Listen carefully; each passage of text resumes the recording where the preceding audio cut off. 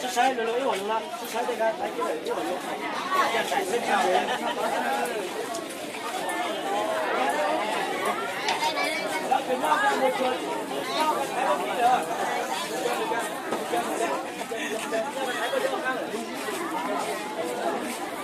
Sao ở chơi kéo tạo tóc kiểu làm gì?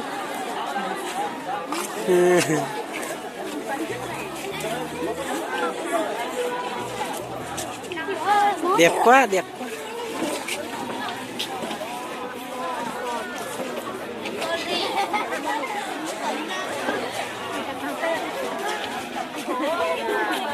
Anh đừng cho xin lỗi mà từ từ. Người ta làm cái gì?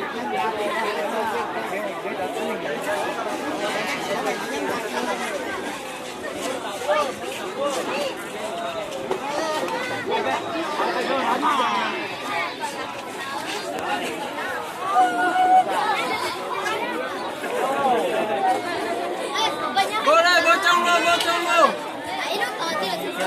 Trông còn chỗ.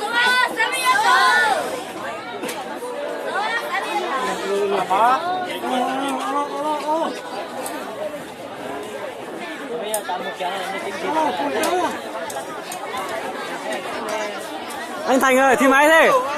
Thì máy. Bà làm gì? Nhóm bên sống mà. Này có không? Không có nữa, đợi anh kìa. Không, nhưng mà đây là có người là 80. Đúng rồi. Ôi Tùng này bỏ ngay rồi. Ngay rồi.